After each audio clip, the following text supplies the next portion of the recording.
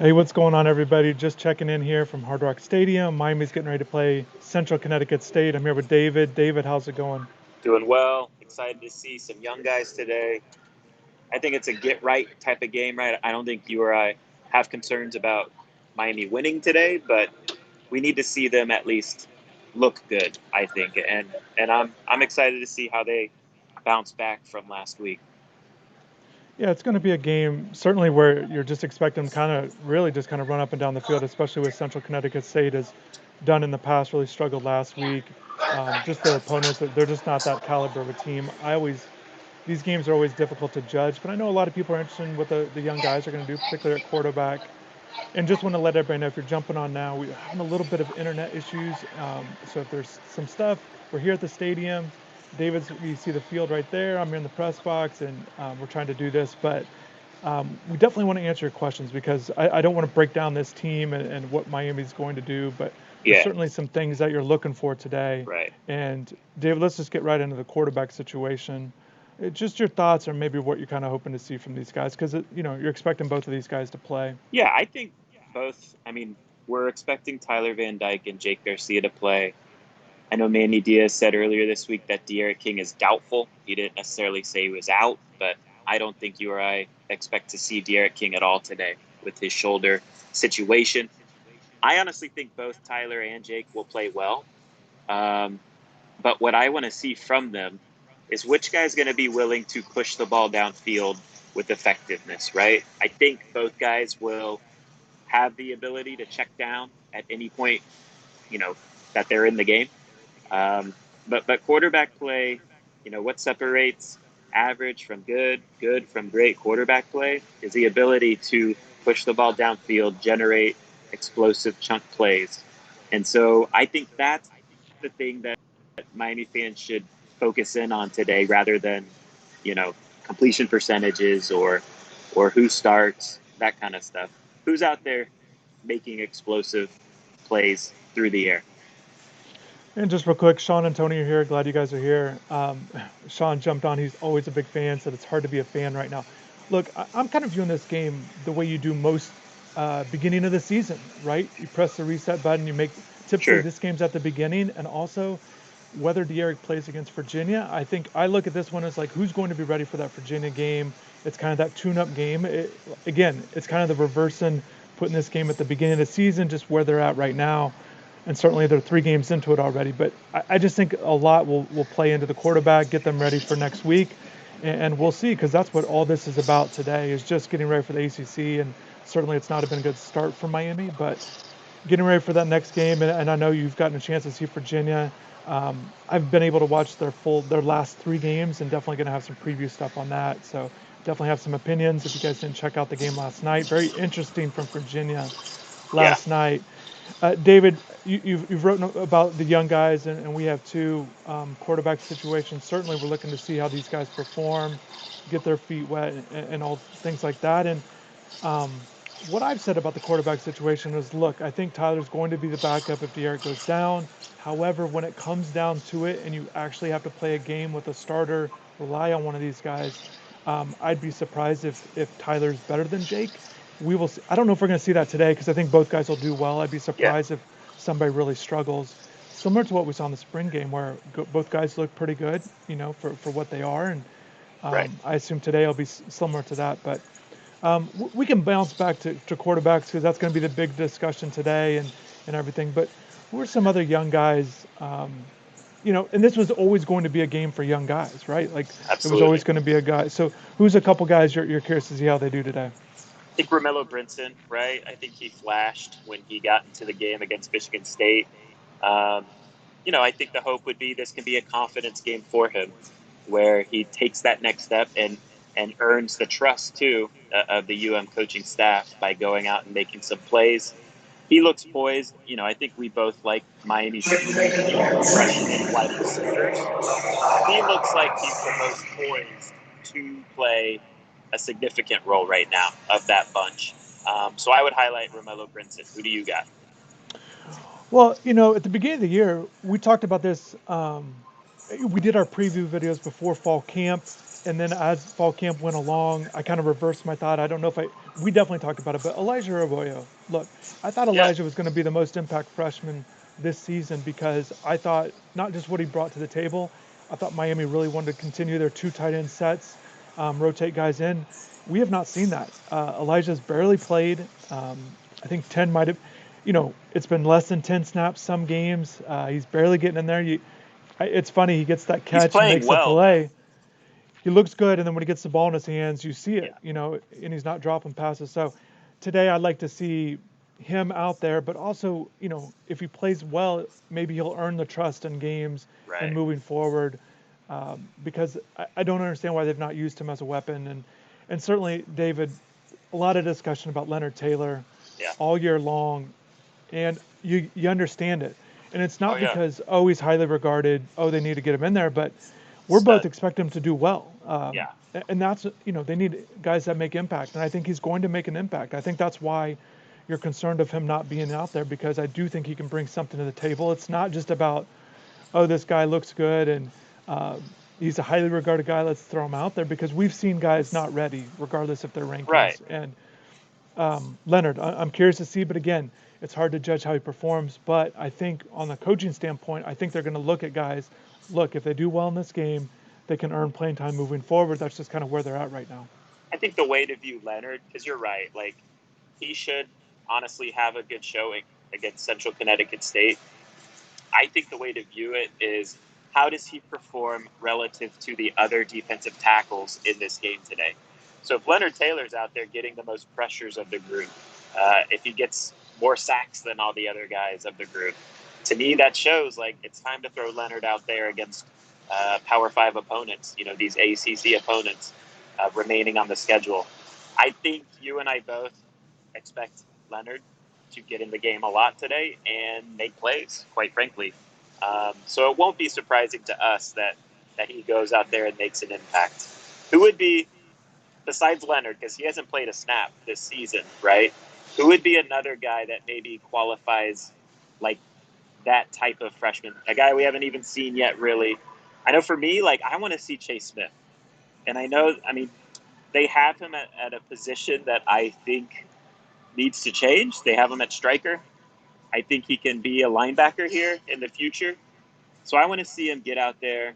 And we saw it in the spring against the third team. But he's a guy that showed in the spring that he can fly to the ball. You like his length, you like his body type. I'd like to see what he can do out here today, too. Yeah, and this might be the game to do it. The thing I don't like about Chase is where he's at on the depth chart. How long are we Right. going to have to wait to see him out there?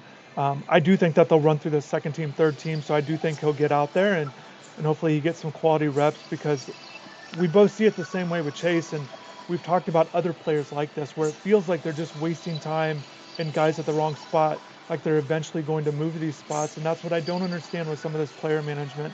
We've talked about different guys like this in the past. I know we've had these discussions about Amari Carter um, dropping down to a striker position, and it finally happened.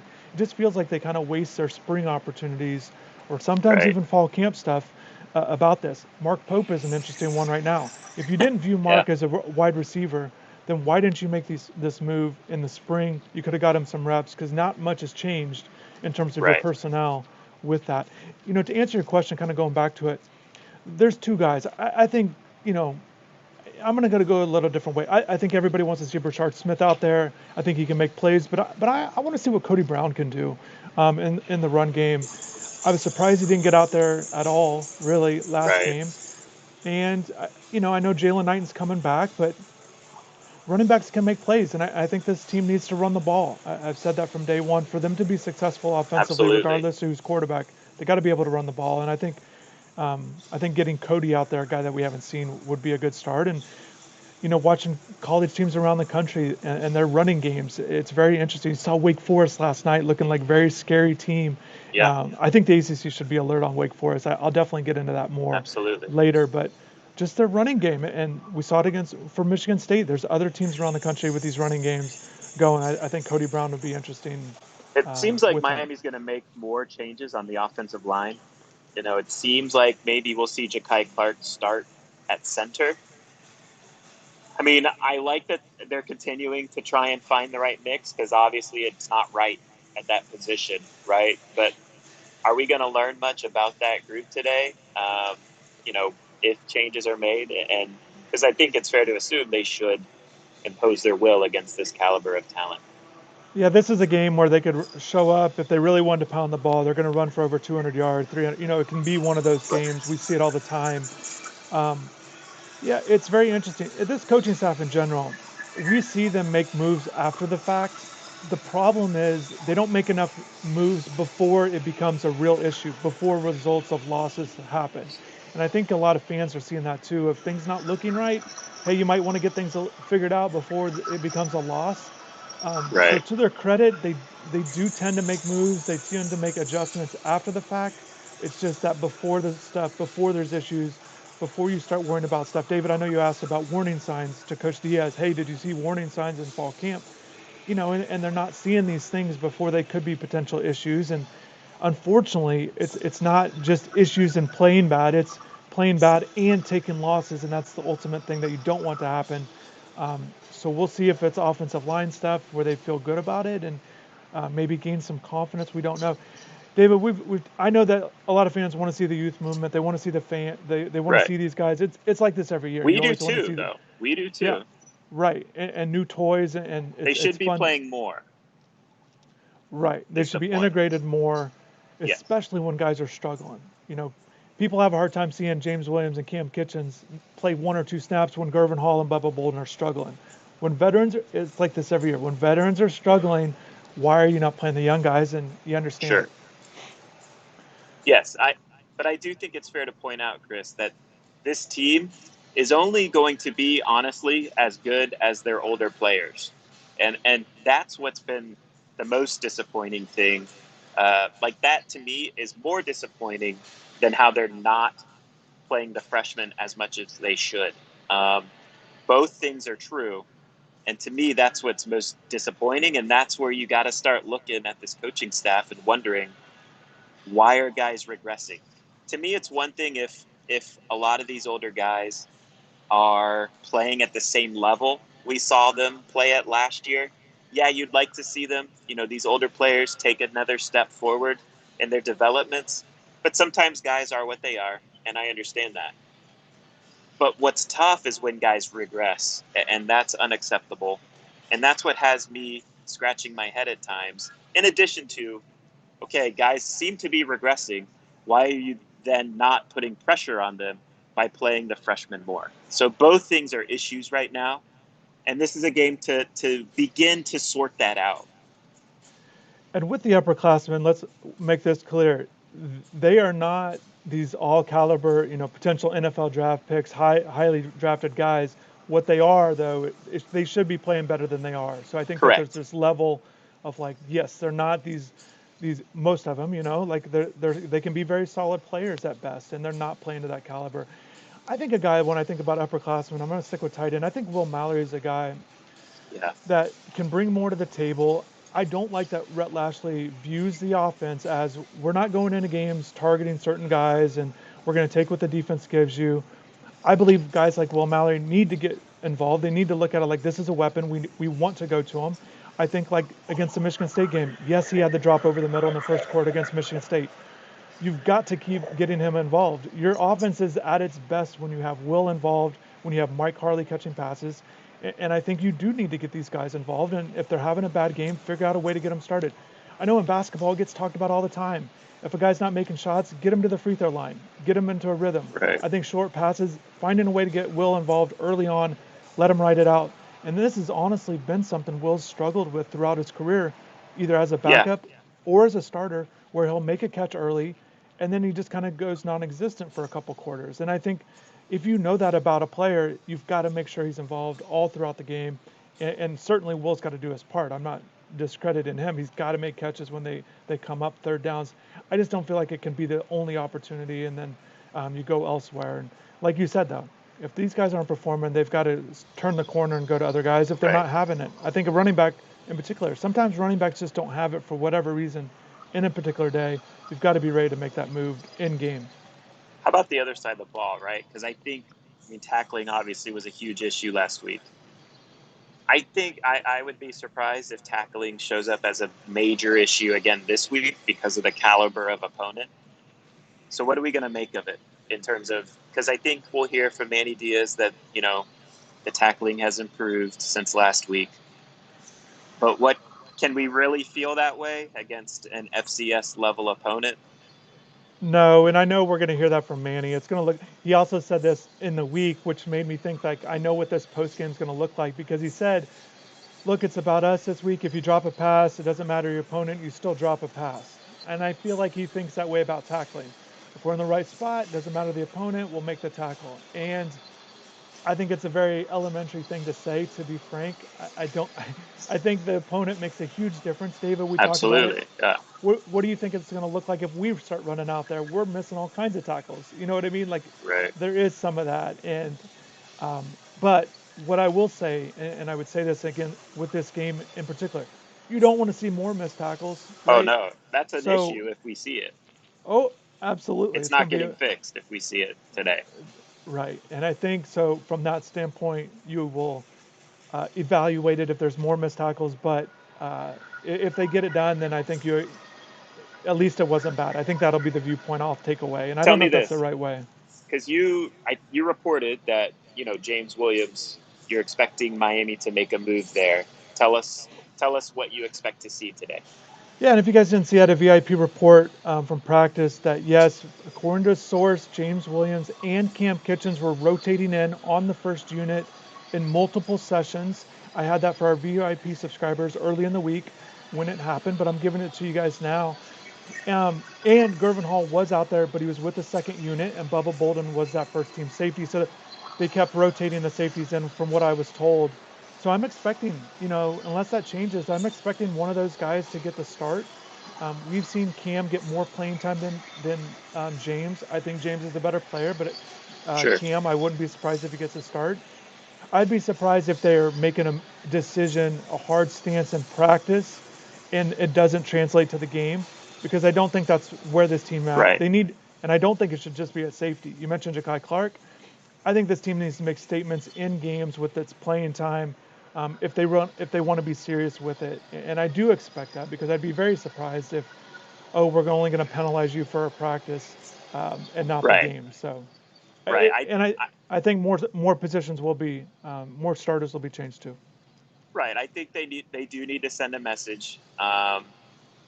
And honestly, it's an easy game to do that. So send a message, and hopefully it gets a response from the older guys to start playing more consistently. And I do think it should because yes, most starters would go into this game not expecting to play a lot.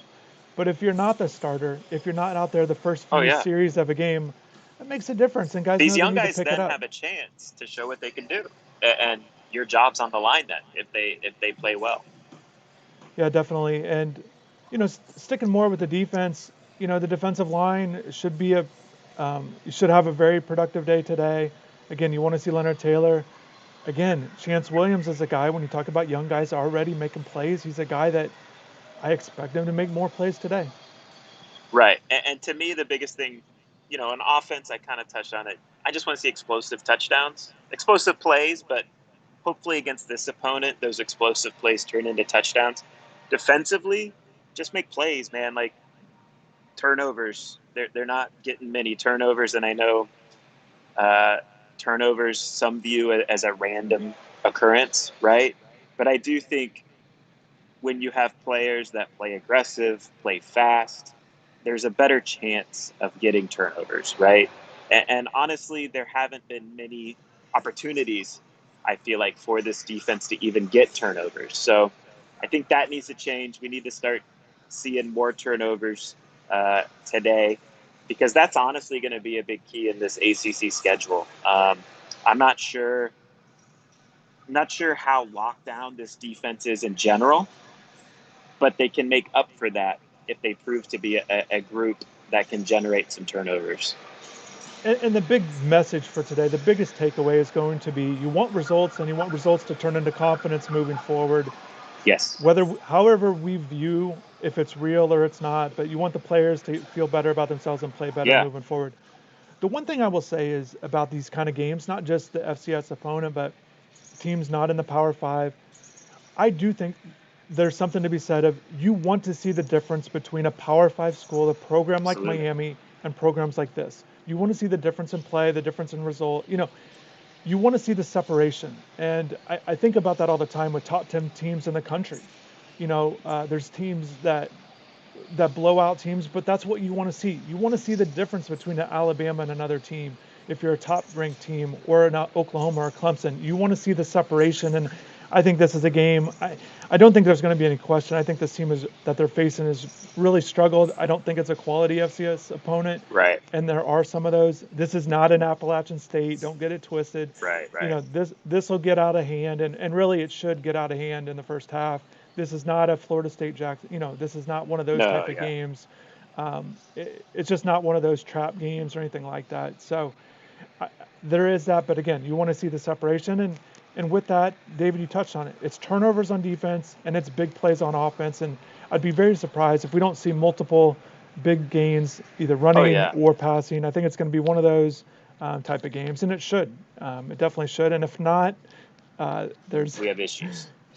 it's because it's not about it's going to it's going to be issues. We'll definitely address that with reactions after the game for sure, but I don't want to get into that. But Yeah, I um, think the average score, I averaged it out. The last 5 FCS opponents Miami's played, I think the score has been Miami wins 59-3, So I think this game will be similar to that, decisive type of win. And if it's not, then again, it's not a good sign moving forward for this ACC slate. But certainly, this is a get right game, get confident game, and hopefully you carry some momentum into Virginia. Short turnaround Thursday night. and there's so many guys, David. It's so many guys on both sides of the ball. A lot of units where they need the get right game. Upperclassmen, the young guys need to feel good about them. This is such a Absolutely. game. There's so many guys that need to play well, and hopefully, again, building for that ACC game. Virginia, don't I don't. There's so much we'll get into with the Virginia game, but Virginia's. I know they're 2-2. I know they got these last two games have not gone well for them, but they are a dangerous team for this Miami Sure. team. I hope Miami understands that. That'll be the big talk is if they're going to be ready for what Virginia still is, even though, again, they've taken these two losses. And I don't want to think about if they drop that Virginia game, but yeah, we will react to results and not get Correct. worked up about these hypothetical situations. And like I said, I think this is big for our quarterbacks where if one doesn't play well, I think that person's not going to start the next game. Today, If one, yes. yeah, if there's a big separation, I'd be surprised if there is. But if you see a quarterback really struggle, not get the ball downfield, that quarterback's gonna have a tough time earning that start against Virginia if De'Aaron King is not able to go. And I do think it's interesting that Manny. Okay, so De'Aaron didn't talk this week. He typically has not talked the last few weeks going into games. But I don't think Manny Diaz gave a vote of confidence of saying, hey, he's probably going to sit out this one, but he'll be ready for Virginia. He didn't say that, so I think there And I is think too, concern. if you look at how the season lays out, if Derek is good to go against Virginia, absolutely he should play. But the way the season lays out, where Virginia is a short week, and then you have a bye week, and then you play at UNC, I would imagine you have that UNC game circled as the opportunity to keep resting Derek, get that shoulder right, and if he's available to play then, uh, you know he's able to play then. But I expect either Tyler or Jake to start against Virginia, and I agree. I think both guys will play well today. So I don't know if there will be separation against Central Connecticut State at quarterback due to performance, because I do think both guys will play well today and produce results. I think the numbers could be different, but I think the play could be similar, if that makes Yeah, sense. In the sense, I don't expect one of these guys to come out here 3 for play bad. 14, Right. throw a pick. Like I just don't expect that. I think um, they'll be fine today, and then we can talk about Virginia and that. So David, we're going to wrap this thing up. Any final words? We're going here Sure. maybe a half hour. We're here at the stadium. Looking forward to it. It looks good. I know there was weather issues in the forecast I haven't checked the weather yet, but out there today, right now, it looks great. Tailgate, Yeah. people out there having a good time. So very sunny. Looks like another warm day down here. But any final words before we wrap this up? Yeah. And first off, I just want to shout out. There's so many people here jumping on in the chat, talking, and they have Thank their you. thoughts. And there's a lot going on right now. So I just want to Absolutely. thank everybody for jumping on early morning, and also not a lot of heads up. So, but yeah, final words, David, as we wrap this thing up. Big plays. Just want to see playmakers, right? Offense, defense, maybe even in the return game, right? That's what we need to see today. I think everyone knows Miami's going to win this game. But Miami needs to show some playmaking ability today. And also, too, older players need to clean up the mistakes. And hopefully, we do see the freshmen start to make plays and really push those older players with their performances as well. And I think, again, results, you're hoping it translates to confidence moving forward. Whether we have confidence in this team, I don't know, but it's important for the players and coaches to have this Absolutely. confidence. Guys play well, feel good about themselves, because even I know they beat Appalachian State, but, barely squeaking by, there's You still got a to lot look of good. negativity. So today's a day where maybe you feel better about yourself. And again, you use the momentum. Again, Virginia's coming off a couple losses. Their momentum could be dropped a little. So it's all Sure. about building the momentum. So definitely thank everybody for dropping in, and we'll have live updates on the website, plenty of stuff. And David, I know you're going to be on the field today, getting photos. Maybe you'll get a little insight on Yes, some team sir. stuff. It's always fun being on the field for games. You pick up on stuff, being along the sideline and things like that. So enjoy the game, and once again, thank everybody for watching. We'll have plenty of reaction afterwards. So Enjoy the everybody game. take care. All right, see you, David. Bye. Take care.